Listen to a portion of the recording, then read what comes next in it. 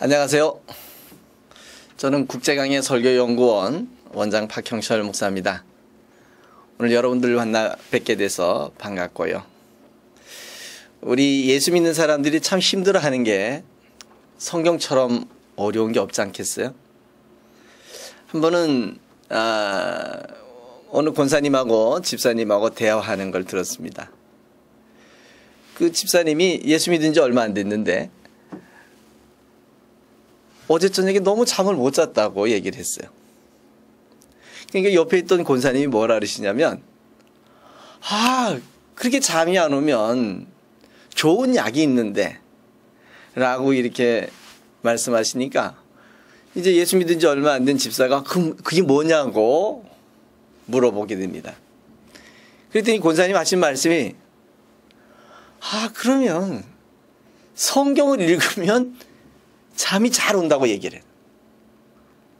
저는 그 얘기 듣다가 너무 황당했어요. 왜 성경이 잠이 올까? 잠이 오는 이유는 뭘까? 이유는 재미가 없다는 거죠. 이해가 안 된다는 거예요. 이해가 안 되니 재미가 없고 재미가 안 되니 성경이 이해가 되겠어요? 그러나 성경을 쓴 기자들이나 성경 속에서 말씀하시는 예수님은 어떠실까요? 우리가 이해하지 못하게, 어렵게, 헷갈리게, 이걸까 저걸까 궁금해하면서 쓰셨을까요? 그렇게 하면서 말씀하셨을까요? 결코 그렇지 않습니다. 예수님도 말씀하실 때는 듣는 사람들이 어떻게 하든지 이해시켰으면 좋겠습니다. 듣는 사람들이 어떻게 했든지 간에 이해했으면 좋겠습니다.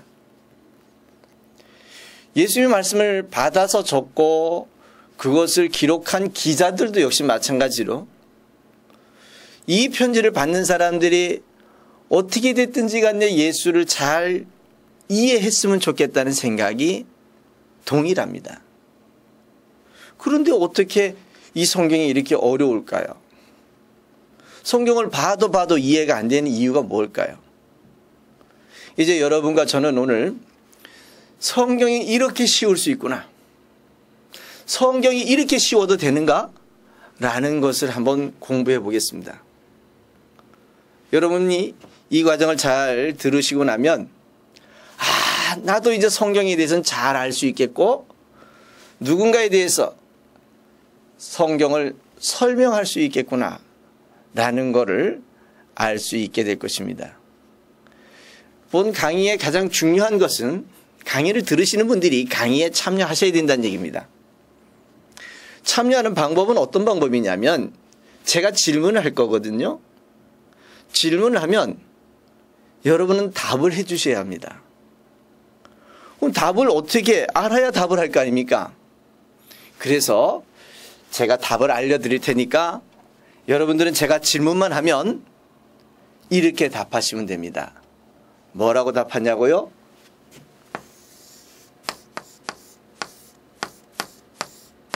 그냥 예수라고만 하시면 됩니다. 그냥 질문을 하면 예수, 질문하면 예수라고 하시면 됩니다.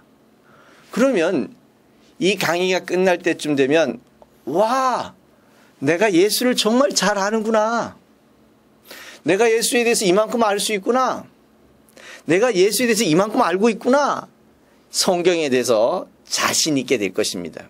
왜냐하면 따라해 보시겠습니까? 성경은 쉽다. 그렇습니다. 성경은 쉽기 때문에 그렇습니다. 성경처럼 쉬운 책이 없죠. 성경처럼 우리로 이해하기 쉽게 만든 책도 없습니다. 그런데 그 성경이 쉬워질 수 있도록 오늘 여러분들 이 강의를 통해서 배우게 될 것이고요. 성경이 쉬워지면 예수가 바르게 이해가 되고, 예수가 바르게 이해가 되면 그 예수를 누군가에게 소개할 때도 자신 있게, 확실하게, 정확하게 소개할 수 있는 줄 저는 확신합니다. 그래서 여러분들이 좋은 설교자가 되거나 좋은 교사가 되는 방법은 성경을 잘 아는 방법인데, 그 성경은 이제 이 6가지 공식 안에 들어가 있습니다. 성경이 66권이라는 성경책이 있는데, 성경의 66권이라고 하는 엄청난 책이 이 공식 안에 들어가면 결과물이 나옵니다. 결과물이.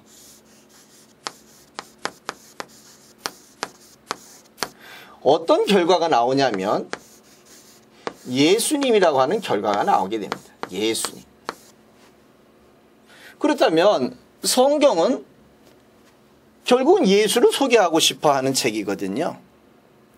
그러니까 여러분과 나는 이 성경을 이 6가지 공식을 가지고 한번 공부를 해볼 것입니다.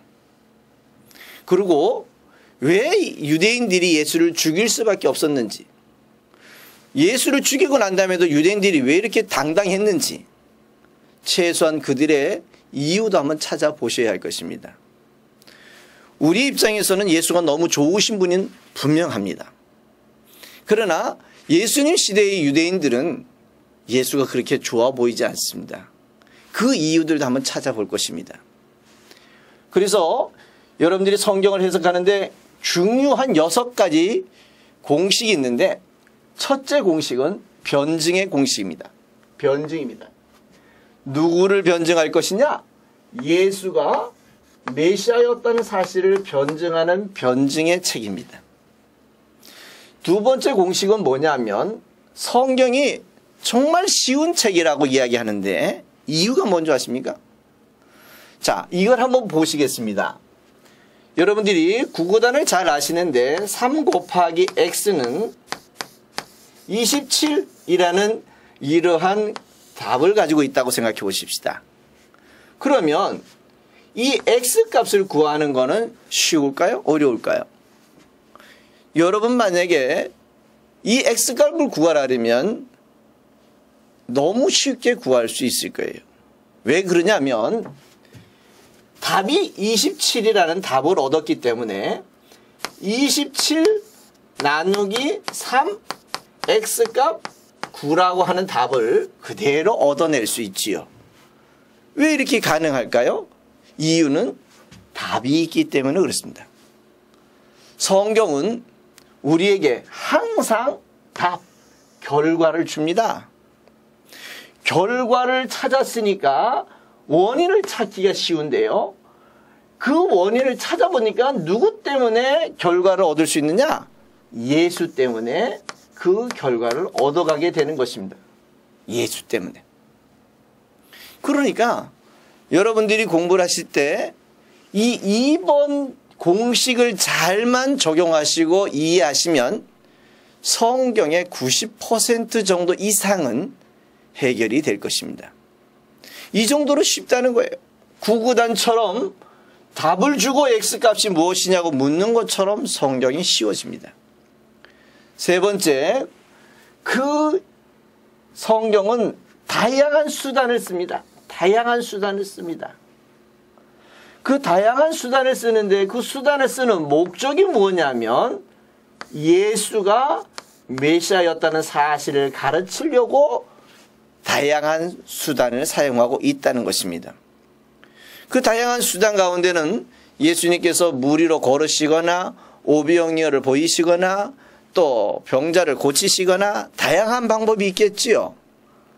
성경의 많은 부분들이 이 수단을 사용하시는 걸 볼 수 있는데요. 이 수단이 어떤 결과를 얻으려고 이 수단을 쓰시는 건가? 라는 걸 한번 찾아보시면 성경 해석이 굉장히 쉬워진다는 겁니다. 자, 네 번째 방은 어떤 방이냐면 예수님은 다양한 비유를 하십니다. 뭐 하시려고요? 교육하시려고요. 누구에 대해서 교육하시려고요? 예수님에 대해서 교육하려고 합니다. 예수님이 어떤 분인지, 예수님을 왜 믿어야 되는지, 예수를 어떻게 찾아야 하는지 라는 것들을 설명하려고 하다 보니까 상대가 이해할 수가 없죠. 이해하지 못하는 사람들에게 좀 더 쉽게 설명하기 위해서 비유를 드는 것이죠. 그 비유하는 목적은 예수가 너희들이 기다리던 메시아였다는 것을 교육하려고 하는 것입니다. 자, 다섯 번째 방은 무슨 방이냐면 종교가 개혁되는 것입니다. 종교가 개혁됐다는 얘기는 결국 뭐냐면 유대 종교에서부터 시작해서 이제 예수로 중심으로 바뀌어지는 겁니다. 지금까지는 유대교 예루살렘을 중심으로 해서 사죄도 받고 구원도 받았지만 이제부터는 예수로부터 사죄를 받고 구원을 얻을 수 있는 그런 기회가 된다는 것입니다. 이제 여러분들이 이 성경을 보다 보면 아하, 종교가 하나가 끝이 나고 하나의 종교가 새롭게 시작되고 있구나라는 것을 볼 수 있게 될 것입니다. 그런 부분들이 우리는 다른 말로 종말론이다라고 이렇게 얘기하기도 하지요. 이제 마지막 여섯 번째 방은 어떤 방이냐면 우리가 믿고 있는 예수는 우연하게 발생하신 분이 아니라는 겁니다. 또 이 예수는 갑자기 태어나신 분도 아니라는 것입니다. 우리가 성경을 볼 때 구약은 39권, 신약은 27권을 갖고 있는데 이 39권의 모든 책, 결국은 구약이라고 하는 책은 누구를 소개하려고 준비한 책이냐면 오실 메시아이신 예수님을 소개하고 싶어 하십니다. 예수님. 결국은 오실 메시아가 누군지, 어디서 태어날 것인지, 어떻게 태어날 것인지 그것을 교육하기 위해서 그림자로 만들었고요. 그림자의 본질은 이 본질이 누구냐? 이분이 예수였다는 것입니다. 그렇다면 우리는 구약 성경을 보면서 오실 메시아를 찾아야 하고요. 그 구약 성경을 통해서 하나님의 계획과 하나님의 역사를 볼 수가 있다는 것입니다. 이제 여러분들과 나는 이 6가지 공식을 가지고 이 공식에 각각 적용하는 방법을 한번 보려고 합니다. 여러분들이 이 공식을 적용하기만 하면 어떤 성경 본문을 가지고도 이 6가지 공식에 넣어서 아하, 이거는 몇 번의 공식에 들어갈 것이고 그 결과는 무엇일까라는 걸 알게 된다는 것입니다. 오늘 이 공식을 공부하는 방법을 이제부터 시작해 보도록 하겠습니다. 첫째, 성경은 참 쉽다라는 것을 여러분 놓치지 마시기 바랍니다. 성경처럼 쉬운 책도 없다는 것입니다. 왜 그러냐면 항상 우리로 이해할 수 있도록 도와주고 있다는 것이 원칙입니다. 여러분이 성경을 잘만 이해한다면 우리도 좋은 교사요, 좋은 설교자가 될 수 있을 것입니다.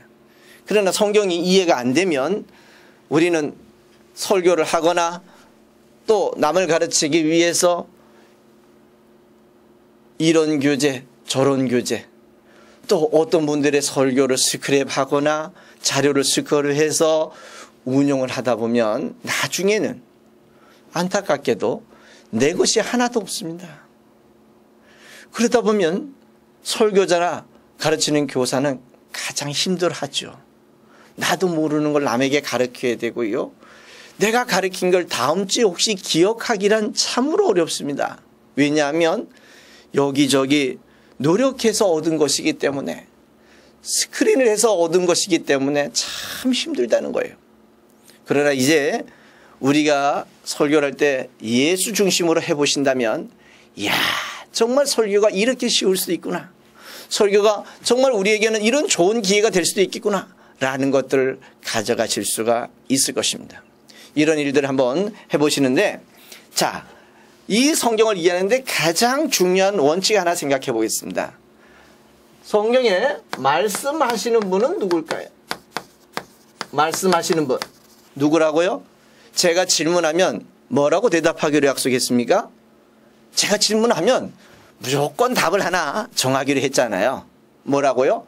예수라고요. 그래 맞습니다. 예수라고 우리 하기로 했잖아요. 이제부터 따라 한번 해보겠습니다. 예수. 그렇습니다. 제가 질문만 하면 예수라고 답을 하셔야 합니다.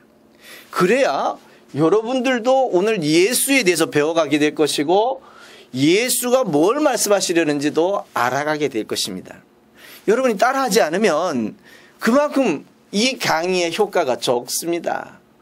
이 귀한 시간에 여러분이 이 강의를 통해서 여러분의 지금까지 모든 관점들이 한번 바뀌어보고요.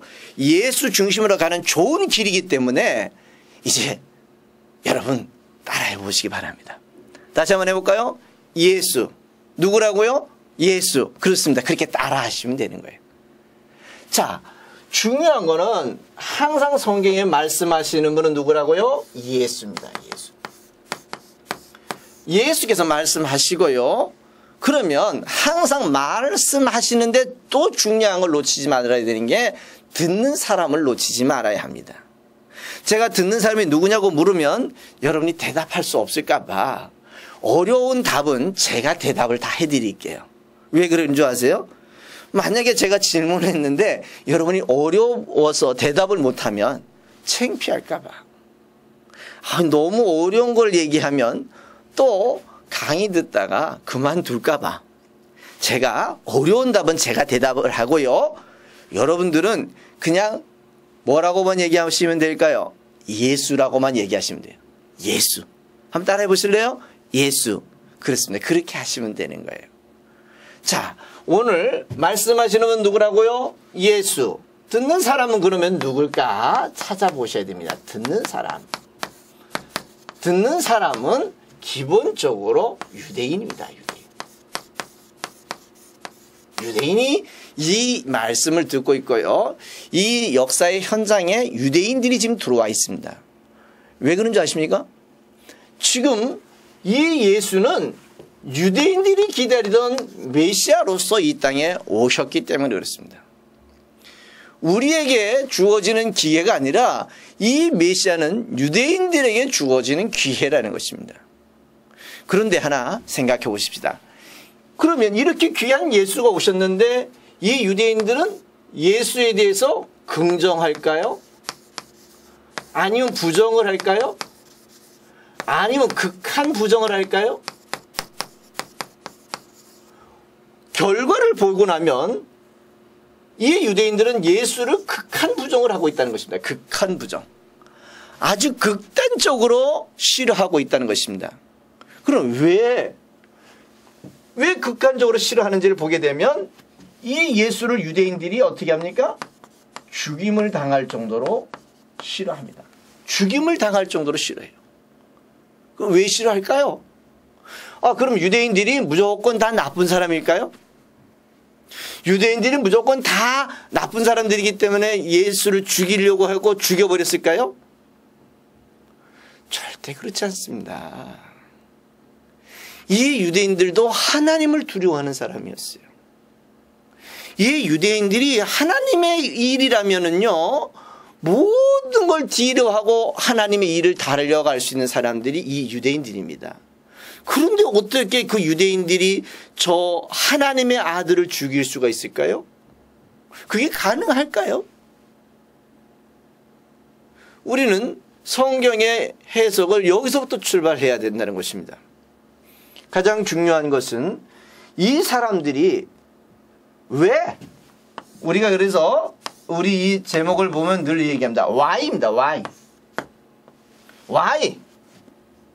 왜 이 유대인들이 예수를 이렇게까지 극하게 부정하고 죽이려고 했을까요? 왜 유대인들이 예수를 이렇게 끝까지 죽이려고 달려들었을까요? 이 유대인들이 왜 예수를 죽이는 일에 목숨을 걸고 만약에 예수를 잘못 죽였을 때 그 대가를 자기와 자기 자손이 지겠다고 자신 있게 이야기하는 이유는 뭘까요? 어디서 그런 무슨 자신감이 생겼을까요? 이유가 있습니다.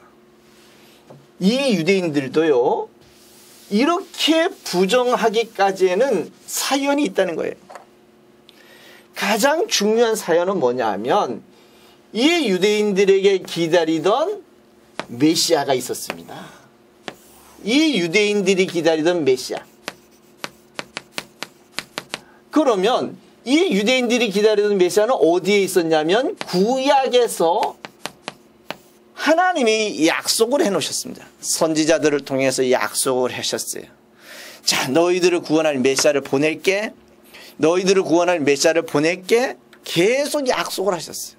그러면서 메시아가 올 때까지 너 참아, 기다려, 견뎌, 노력해. 하나님의 뜻이 이루어질 때까지 좀 기다려봐. 라고 이렇게 말씀하셨습니다. 그런데 그 메시아라는 그러한 가치를 보여주셨는데 사람들은 어때요? 메시아를 기다리기 위해서 목숨을 걸고 달려왔습니다. 메시아를 만나기 위해서 인생을 걸고 달려왔습니다. 그런데 그 메시아가 되려면 조건이 엄청난 조건이 있었어요. 그 하나님께서 제시해 놓은 조건은요, 사람으로서는 할 수 없는 조건이었습니다. 도저히 우리로 보통 평범한 사람이 이 조건을 만족시킬 수가 없습니다. 그래서 구약에서는 메시아가 되려면 수없이 많은 조건을 설명합니다. 수없이 많은 조건을 설명합니다. 왜 그럴까요? 왜 이렇게 수많은 조건을 제시할까요? 이유는 하나입니다. 소나게나 메시아라 그럴까 봐 그렇습니다. 너나 나나 메시아라 그럴까 봐 그렇습니다. 사람이 좀 많이 모이면 내가 메시아야 라고 이렇게 이야기하는 경우가 생겨버렸기 때문에 그런 일들이 비일비재하고요. 오늘날도 자칭 메시아라고 하는 사람들이 왜 생깁니까? 사람들이 많이 모이고 자기를 지지하는 세력이 많이 모이기 시작하니까 어느 날부터인가 자기도 한번 메시아 돼볼까? 라고 이렇게 생각하는 거 아니겠어요? 시대마다 이렇게 메시아라고 이야기하는 사람이 워낙 많습니다. 그렇기 때문에 구약에서 하나님께서는 이 메시아가 되려면 조건을 나타냈습니다. 첫째 조건이 뭐냐면 너희들을 구원할 메시아를 보낼 텐데 그 메시아는 누구의 자손으로 온다고 얘기하냐면 다윗의 자손으로 올 거라고 예고해놨습니다. 다윗의 자손으로 올 거다고. 자, 두 번째 조건은 어떤 것을 얘기해놨냐면 그 메시아가 오려고 그러면 두 번째 조건은 처녀가 애를 가질 거라고 얘기했습니다. 처녀의 잉태입니다. 세 번째 조건은 어떤 조건이냐면 그 메시아가 태어나는데 어느 땅에서 태어날 거냐? 베들레헴에서 태어날 거라고 얘기했습니다. 네 번째 조건은 어떤 조건이냐면 네 번째 조건은 그 메시아가 오시는데 그 메시아는 애굽이라고 하는 동네에서부터 데려옴을 당할 거라고 예고해놨습니다. 다섯 번째 조건은 참 중요한 조건 가운데 하나인데요. 그것은 길 예비자 엘리야를 이 땅에 먼저 보내겠다고 약속을 해놨습니다. 그러면 이 다섯 가지밖에 없을까요? 아닙니다. 이 조건 이후에도요, 수없이 많습니다. 수없이 많은 조건을 내셉니다. 그가 고난을 당할 거고 가시면류관을 쓸 거고 피를 흘릴 거고 창에 허리를 찍힐 거고 그의 속옷이 나뉘어질 거고 그가 어린 나귀를 타고 갈 거고 그 조건을 나열해 본다면요, 수백 가지의 조건이 될 수도 있습니다. 그런데 이 수백 가지의 조건을 맞출 수 있는 조건에 흡족할 수 있는 사람이 있을까요? 아마 현 세대에도 이런 조건을 맞출 수 있는 사람은 없습니다. 왜 그러냐면 이 예비된 조건이 너무 엄청나요. 그래서 처음에 다섯 가지 조건을 한번 해보겠습니다. 여러분의 손을 한번 들어보시고요. 자, 첫째는 누구의 자손으로 와야 된다고요? 다윗의 자손으로 와야 됩니다. 두 번째로는 누구 어떤 상태로 와야 되냐면 처녀가 애를 가져야 합니다. 세 번째로는 베들레헴에서 탄생해야 되고요. 또한 네 번째는 애굽에서 이사를 와야 됩니다. 다섯 번째는 길 예비자 엘리야가 와야 된다는 것입니다.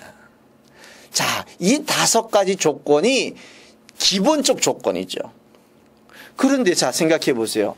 저는 오늘 수없이 많은 조건 가운데 다섯 가지만 얘기했어요. 왜 그랬을까요? 여러분 생각해 보세요. 저하고 여러분하고 손가락이 5개 있잖아요. 그래서 오늘 5개만 공부하려고요. 이 5가지만 가지고서도 충분히 예수가 어떤 분인지를 이해할 수가 있게 되거든요. 자, 그렇다면 다시 한번 보겠습니다. 분명히 구약의 메시아가 되려면 이렇게 5가지 조건이어야 되는데, 이 유대인들이 현실적으로 아는 예수를 한번 봅시다. 유대인들에게 보여지는 예수, 유대인들이 지식적으로 알고 있는 예수, 유대인들이 현실적으로 느끼고 있는 예수는 과연 어떤 분일까요? 어떤 상태일까요? 자, 예수의 아버지는 직업이 목수였어요. 그리고 그의 아버지를 이름을 요셉이라고 합니다. 생각해 보세요. 다윗은 왕이고요. 그의 예수의 아버지 요셉은 목수입니다. 참 왕과 목수의 직업이라는 것 자체는 참 너무나 편차가 크죠. 이 목수가 다윗의 자손일 거라고 하는 생각은 참 하기 어렵지요. 참 어렵습니다. 두 번째, 분명히 이 예수가 메시아가 되려면 처녀의 몸에서 잉태해야 되는데, 예수의 어머니 마리아를 한번 봅시다. 마리아는 처녀처럼 보입니까? 아니면 유부녀처럼 보입니까? 이 유대인들이 보고 있는 예수의 어머니 마리아는 과연 유부녀처럼 보입니까? 처녀처럼 보입니까?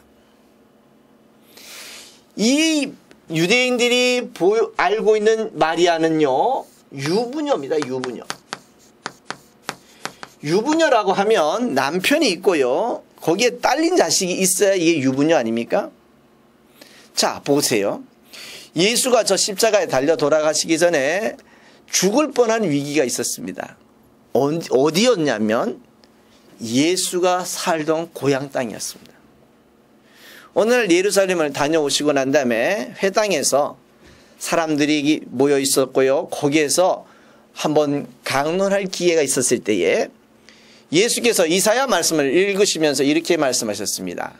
이 이사야가 예고해놓은 그 메시아가 나라고 얘기를 했어요. 동네 사람들이 기겁을 했습니다. 아니, 우리 분명히 메시아는 처녀의 몸에서 태어나야 된다는데, 아니, 당신이 무슨 메시아냐고. 결국은 그들이 알고 있는 메시아 조건과 맞습니까? 틀립니다. 메시아 조건과 틀리는데도 불구하고 메시아라고 하면 이것은 누굴 모독하는 거예요? 이것은 하나님을 모독하는 겁니다. 그래서 하나님을 모독하는 걸 가지고 뭐라고 하냐면 신성모독이라고 그러죠. 신성모독. 이 신성모독의 죄는 묻지도 않고 따지지도 않고 죽여버립니다. 그래서 예수님의 고향 땅에서 예수님과 같이 살던 사람들이 이 예수를 낭떠러지로 끌고 가서 죽이려고 합니다. 왜요? 우리의 메시아는 분명히 처녀의 몸에서 나야 되는데 너의 어머니는 유부녀이기 때문에 조건이 안 맞는다는 겁니다. 조건이 안 맞는데도 불구하고 메시아로 그러니까 이것은 하나님을 모독하는 일이지요. 결국은 그 동네 사람들이 이 예수가 하나님을 모독한다는 이유로 낭떠러지로 끌고 가 죽여버리려고 했던 것입니다. 그러면 생각해 보세요. 유대인들 입장에서 보면 정당할까요? 정당하지 않을까요? 정당한 행위였습니다. 자기네들이 보았고 자기네들이 현실이었기 때문에 그 조건이 안 맞는다고 생각했기 때문에 결국은 예수를 낭떠러지로 떨어뜨려 죽여버리려고 했던 것이거든요. 이런 일들이 비일비재합니다. 비일비재. 자, 이제 세 번째, 예수가 메시아가 되려면 어디 예수가 돼야 되냐면 베들레헴 예수가 돼야 되는 거 아니겠어요? 왜? 분명히 이 구약에서 예고되기를 메시아가 되려면 분명히 어디에서 나야 된다고 그랬는 줄 아시죠? 베들레헴 땅에서 태어나야 된다고 분명히 얘기를 해놨습니다. 분명히. 그런데 예수는 어디 사람이 돼버렸냐면 나사렛 예수가 돼버렸어요. 나사렛 예수. 그러니까 얼마나 이게 황당한 일이에요. 분명히 미가서 5장 2절에 너희들의 메시아는 베들레헴 땅에서 태어난다고 얘기를 했는데, 아니 예수를 보니까 나사렛 예수예요? 이해가 되겠어요? 여러분 같으면 이해를 하시겠어요? 그게 예수의 제자들의 사건에도 그대로 나타나잖아요. 빌립이 예수를 만나고 너무 좋았습니다. 그래서 전도를 하러 갔어요. 나다나엘한테 갔습니다. 나다나엘한테 야, 나 메시아 만났어. 나다나엘 놀래죠. 야, 메시아를 만났다고? 누군데? 야, 나사렛 예수야. 나다나엘이 한 얘기가 뭐였어요? 야, 무슨 나사렛에서 선한 게 날 수 있냐? 웃기지 말아야. 나사렛에서 어떻게 메시아가 날 수 있냐? 그 말도 안 된다. 이렇게 얘기해 버렸거든요. 그런데 이 나다나엘의 이야기가 이 유대인의 정서입니다. 나다나엘의 이야기가 유대인 전체의 생각과 동일한 것입니다. 분명히 메시아는 베들레헴에서 탄생해야 됩니다. 왜? 미가가 그렇게 예고를 해놨기 때문에. 그런데 나사렛에서 탄생을 했다? 그러면 메시아 조건이 안 맞습니다. 절대로 맞지 않습니다. 맞아서도 안 되는 것입니다. 자, 이제 네 번째 조건이 있는데요. 네 번째 조건은 분명히 이 메시아는 애굽에서 이사를 와야 됩니다. 그런데 당시로 보세요. 제가 살던 고향이 강원도인데요. 제가 어린 시절에 만약에 서울을 갔다 왔다 그러면 동네에서 소문났습니다. 야, 쟤 서울 갔다 왔대. 그러면서 서울 교문록을 얘기해달라고 이야기합니다. 동네 사람이 제가 어디 갔다 왔는지 정도는 다 알고 있습니다. 왜? 워낙 촌이었고 워낙 도시에 갔다 왔기 때문에 그렇습니다. 자, 나사렛에서 사는 사람들에게 생각해 봅시다. 나사렛과 애굽이라고 하는 생각을 해보면 이 나라는 엄청난 차이가 있는 것입니다. 나사렛이라는 것은 촌이고요. 애굽이라고 하면 이미 도시에 형성되어 있는 것이죠. 그런데 만약에 애굽을 갔다 왔다 그러면 어떻게 됐을까요? 사람들이 아주 놀랬지 않겠어요? 동네 사람들이 제가 어디 갔다 왔는지 정도는 알 수 있을 거예요. 그런데 동네 사람들은 이 예수가 그냥 나사렛에서 태어난 줄 알고 있고요. 그냥 나사렛에서 쭉 큰 줄 알고 있고요. 나사렛을 떠나서 다른 나라나 다른 도시로 가본 적이 없는 것 정도로 알고 있는 것입니다. 겨우 가봤다면 예루살렘 정도는 가봤다고 볼 수 있겠지요. 그러니까 애굽에서 이사 오거나 애굽에 다녀왔다는 내용들을 볼 수가 없는 거예요. 이해가 안 되는 거예요. 자, 이제 마지막 다섯 번째 조건을 한번 보십시다. 다섯 번째 조건은 길 예비자가 엘리야가 와야 되는데 길 예비자 엘리야가 보입니까? 길 예비자 엘리야가 잘 안 보이는 거예요. 그러니까 이 사람들 입장에서는 자기네들이 기다리던 메시아 관이 있었는데 그 보여진 메시아 관을 보니까 이 보여진 예수를 보니까 예수를 메시아로 인정할 수 있겠습니까? 자, 다시 한번 이제 여러분 왼손 한번 들어보시겠습니다. 메시아가 되려면 첫째 누구의 상태로 와야 되냐면 다윗의 자손으로 와야 합니다. 두 번째 메시아가 되려면 처녀가 잉태를 해야 되고요. 메시아가 되려면 베들레헴에서 탄생해야 되고요. 메시아가 되려면 애굽에서 이사를 와야 되고요. 메시아가 되려면 길 예비자 엘리야가 와야 됩니다. 5가지 조건이 있어야 된다는 것입니다. 그런데 자, 이제 오른손 한번 들어보겠습니다. 유대인들이 아는 예수를 한번 보시겠습니다. 유대인들이 아는 예수는 어때요? 다윗의 자손처럼 보입니까? 아니면 요셉의 아들 정도밖에 안 보입니까? 그래요. 요셉의 아들입니다. 자, 그 어머니를 보니까 처녀입니까? 유부녀입니까? 유부녀입니다. 또 그가 태어난 데를 보니까 베들레헴입니까? 나사렛입니까? 나사렛입니다. 자, 네 번째 애굽에서 이사 온 것처럼 보입니까? 안 보입니다. 자, 그러면 다섯 번째 엘리야가 보입니까? 엘리야도 안 보입니다.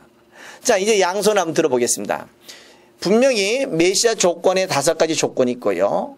유대인들이 아는 5가지 조건이 있는데 이게 맞아 보이나요? 안 맞아 보이나요?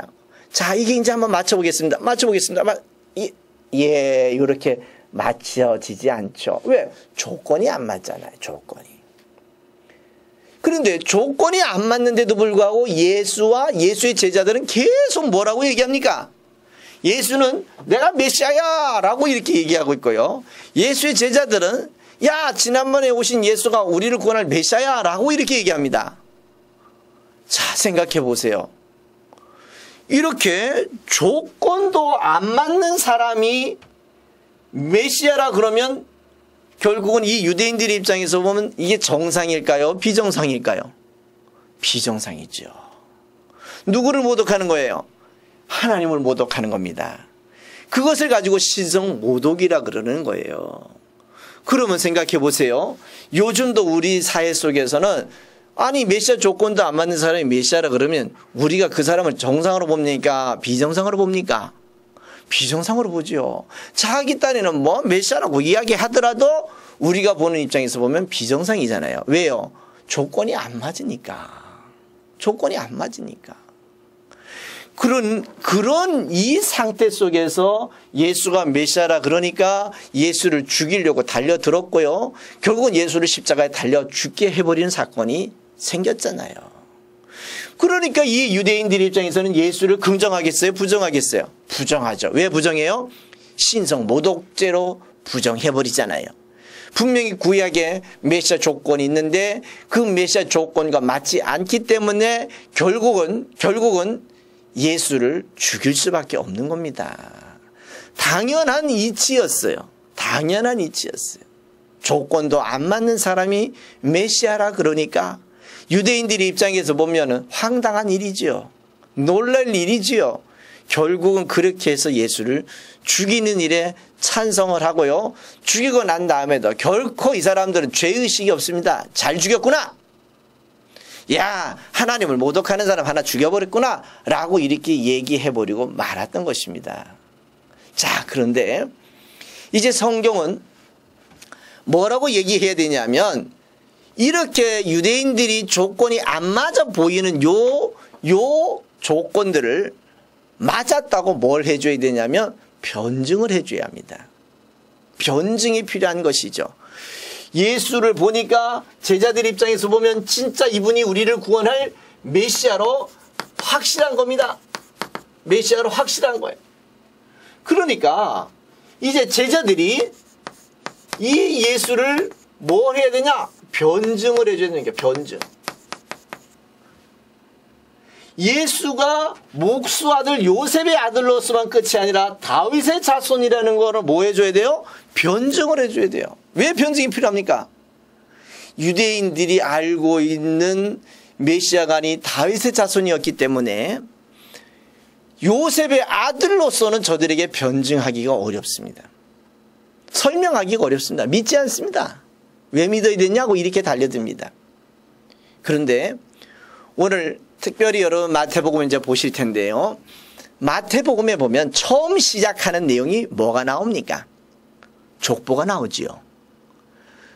다윗의 자손 예수 그리스도의 세계라고 이렇게 말씀하시면서 그 아브라함으로부터 시작해가지고 쭉 자손들이 나옵니다.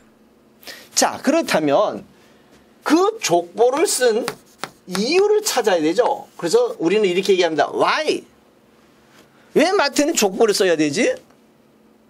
참 족보를 쓰는 이유를 찾아야 되는 거 아닙니까? 아니 괜히 족보를 썼겠어요? 아 시간이 남아서 썼겠어요? 종이가 남아서 썼겠어요? 족보를 쓴 이유가 있다는 겁니다. 이유는 이 유대인들이 분명히 기다리던 구약의 메시아가 있었는데 그 메시아는 누구의 자손으로 와야 된다고요? 다윗의 자손으로 와야 되는 거죠.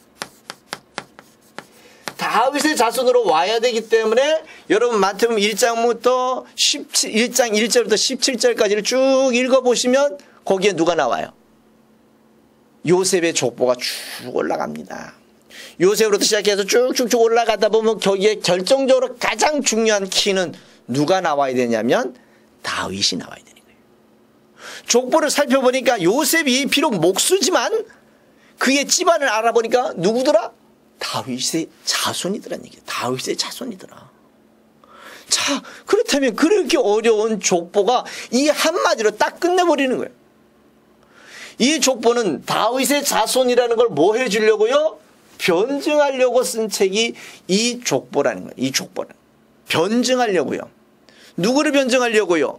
예수가 구약에 예고된 대로 다윗의 자손이라는 것을 변증해 주려고요. 이 변증서라는 겁니다. 이게. 그래서 우리는 이 성경을 보면서 왜 족보를 썼을까? 왜 족보를 필요로 할까? 라는 걸 생각해 보면 이 예수의 아버지 목수 요셉의 족보가 단순하게 목수가 아니라 그의 아버지로부터 올라가 보니까 누가 나와요? 다윗이 나오더라고요. 그래서 이제 예수는 목수 아들 요셉의 아들이지만 알고 보면 누구의 자손이더라? 다윗의 자손이더라. 다윗의 자손이더라. 이것을 설명하는 게 여러분 이 족보의 사건이라는 겁니다. 그러면 이것을 만약에 유대인들이 들었을 때 어떻게 했을까요? 그래. 지금 만약에 유대인들에게 예수를 소개한다면 무엇을 전해주면 쉬울까요? 지금 유대인들에게 이 마태복음을 아마 전해주면 그들이 기다리던 메시아 간과 지난 2000년 전에 오신 예수가 동일하게 맞았다는 것들을 확인하게 될 것입니다. 우리가 지금 엉뚱한 메시아를 기다리고 있구나라는 걸 알게 될 것입니다. 왜? 그들이 구약에 근거한 메시아 관으로 신약에 그 메시아가 성취되었기 때문에 상당히 유익한 방법이 될 수 있을 것입니다. 자, 이제 족보라는 걸 통해서 다윗의 자손이라는 걸 변증을 했습니다. 두 번째, 예수의 어머니가 지금 현재 보면 유부녀지만 이 예수가 태어나기 전까지 결국은 예수가 태어날 때까지만 뭐였었다는 걸 설명해야 되냐면 처녀였었다는 걸 설명해 줘야 합니다. 그래서 이 마태복음에서 마태복음 1장 18절부터 25절까지 무엇을 가는 사건이 나옵니까? 이 마리아가 애를 갖는 사건이 나와요. 이 애를 가질 때 어떤 상태였었느냐? 요셉과 약혼, 결국은 결혼을 하기로 약속한 상태였습니다. 그러면 이미 이 마리아는 요셉의 아내와 같은 위치에 있습니다. 만약에 이 마리아가 약혼하지 않은 상태라면 이 마리아는 처녀로서 애를 갖게 될 것이고요. 처녀로 애를 갖게 되면 심각한 문제가 생깁니다. 왜냐하면 아이를 낳기 전에 이 아이가 가늠하다 배운 아이이기 때문에 돌에 맞아 죽을 수 있는 심각한 문제가 있는 것입니다. 그런데 이 요셉과 마리아가 서로 약혼한 상태 속에서 오늘 천사를 통해서 이 마리아를 만납니다. 마리아에게 너의 배를 통해서 너희를 구원할 메시아를 잉태하겠다고 요청했을 때 마리아는 처음엔 거부하죠. 나는 아무것도 모릅니다. 그런데 결국은 설득을 당해서 이 마리아가 자기의 배를 빌려 이제 예수를 잉태하게 됐지요. 정말 대단한 여인입니다. 만약에 여기서 그의 남편 요셉이 수용하지 않는다면 자기는 죽음을 당할 수 있는 굉장히 위기에 처한 상태였습니다. 자, 그러면 오늘 이 마리아가 애를 가졌을 때 요 당시에 어떤 상태냐? 그의 마리아는 처녀였었습니다. 마리아가 처녀인 상태 속에서 아이를 갖고 나니까 이제 그 약혼한 남편 요셉이 오지 않겠어요? 요셉이 그 자기와 약혼한 여자가 자기하고는 하룻밤도 안 잤는데 애를 가지고 왔네요. 이게 수용이 가능하겠어요? 이해가 가능하겠어요? 그래서 요셉이 이 마리아를 가만히 끊고자 했다는 표현을 씁니다. 그런데 가만히 끊는다 그래서 이 마리아가 살 것입니까? 집에 가서 이 아이를 낳을 수 있을까요? 집에 가면 이 아이가 가늠하다 잡힌 아이라 그래서 돌에 맞아 죽을 수 있습니다. 그러니 또 천사가 이 요셉을 가지고 설득합니다. 요셉에게 야, 이 아이가 외간 남자의 아이가 아니라 하나님의 역사를 이루는 귀한 역사라고 설명하지요. 그러니까 성경은 참 재미있습니다. 참 귀합니다. 참 쉽습니다. 뭐라고 얘기했냐면 이렇게 설득당한 요셉이 마리아를 데려다가 자 1장 25절 한번 잘 보실래요? 중요한 얘기 한마디가 있습니다. 뭐라고 써놨냐면 아이를 낳을 때까지 동침하지 않았다라고 써놨습니다. 아이를 낳을 때까지 동침하지 않았다고 써놨어요. 왜 이게 꼭 필요한 거예요? 예수가 태어날 때까지만 그의 아내 마리아가 처녀였었다는 사실을 변증해 줘야 되는 거예요. 누구에게요? 유대인들에게 변증이 필요한 것입니다. 이 변증은 동네 사람이 더 변증이 필요한 것이지요. 예수가 태어날 때까지만 그 어머니 마리아가 처녀였었다는 사실을 변증해 주는 거예요. 오늘 마태는 이런 심정으로 두 번째 조건을 흡족시킵니다. 우리가 구약에 메시아가 되려면 처녀가 잉태해야 되는데 야 그의 어머니 마리아가 예수를 낳을 때까지만 처녀였었어. 그리고 난 다음에 요셉과 동침해서 아이들 예수의 동생들을 주르르 낳게 되었던 거야 라는 설명을 해주고 있다는 거예요. 참 신기하지요. 참 쉽지요. 이렇게 성경은 변증의 의미를 가지고 있습니다. 예수가 우리가 기다리던 메시아라는 사실을 변증해 주고 있다는 것입니다. 자, 이제 세 번째, 나사렛 예수였던 이 예수가 원래는 이 베들레헴에서 탄생해야 되거든요. 그럼 베들레헴에서 탄생해야 된다는 사실을 설명해야 되지요. 그게 여러분 마태복음 2장 1절부터 23절 나오는 내용들을 살펴보면은요. 이 예수가 태어날 때 어떤 사건이 있었냐면 호족하는 사건이 있었어요. 인구조사하는 사건이 있었거든요. 인구조사를 하기 위해서 각각의 본토 고향집으로 방문하게 되는데 그때에 예수의 어머니 마리아와 요셉이 이 베들레헴 땅으로 방문하게 되는 것입니다. 그때에 미가 선지자가 분명히 너희들을 구원할 메시아가 언제 태어날 거라는 걸 설명했기 때문에 그 메시아가 태어나야 될 장소는 베들레헴이라는 사실을 설명해야 되기 때문에 오늘 예수의 어머니 마리아와 요셉이 지금 베들레헴 땅으로 올라가게 되지요. 자, 그 당시 이 마태가 당대 사람들에게 설명할 때 이 사건을 설명하면 이해할까요? 이해가 가능합니다. 왜냐하면 이 마태가 이 편지를 쓸 때쯤 되면 이 시대 사람들에게 정말 중요한 사건이 두 사건이 있었는데요. 그 사건 가운데 하나가 뭐였냐면 호족하는 사건이었습니다. 인구조사를 자주 하는 게 아니었기 때문에 인구조사 했을 때라고 이렇게 얘기하면 그때 언제쯤 누구 왕 때라는 걸 알게 되거든요. 또 두 번째 사건이 있었는데 그 두 번째 사건이 뭐였냐면 예수가 태어날 때 헤롯 왕이 자기가 분명히 그 당시에 그 지방을 다스리는 왕인데 아니 이스라엘에 왕이 생기면 심각한 문제가 생기지 않겠어요? 결국은 이스라엘의 근본을 없애기 위해서는 어떻게 해야 되느냐? 이스라엘의 왕을 죽일 수밖에 없지요. 그러나 이 동방박사들이 등장하면서 이 동방박사들이 결국은 이 헤롯 왕에게 그 예수가 태어난 걸 고지하지 않았습니다. 그러니까 결국은 헤롯 왕이 그때로부터 시작해서 2살 미만의 남자아이들을 다 죽여버렸습니다. 엄청난 일이죠. 그때 이 사건을 또 누가 예고해놨냐면 에레미야가 예고를 해놨습니다. 야, 우리에게 메시아가 올 때에 라헬이 아이가 없어서 우는 것처럼 여인들이 아이를 잃어버려서 우는 사건이 있을 거라고 예고를 해놨어요. 그러면 이 2살 미만의 아이들이 죽는 사건도 우연한 사건이 아니지요. 이 2살 미만의 아이들이 죽는 사건은 결국은 예수가 오셨을 때에 그 사건을 통해서 더 확증시키는 방법이지요.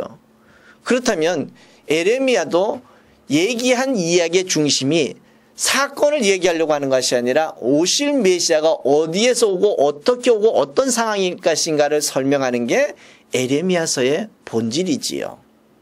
이런 것처럼 성경에서는 분명히 베들레헴에서 탄생해야 되는데 베들레헴에서 탄생했다는 설명을 하기 위해서 어떻게 필요하냐? 호적하는 사건을 들었습니다. 또 2살 미만의 애들이 죽었던 사건을 들었습니다. 그때에 예수가 베들레헴에서 탄생했다는 사실을 변증하고 있는 겁니다.